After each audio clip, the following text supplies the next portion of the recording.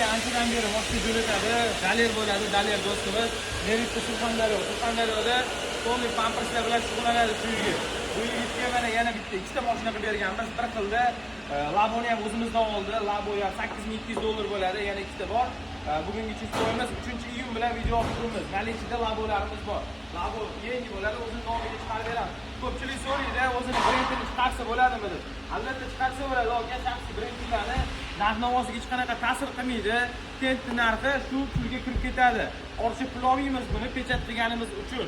Hop, bu pechat qo'ygan tentga hech qanaqa ko'chib ketmaydi, xudo xolasa. Bo'ldi.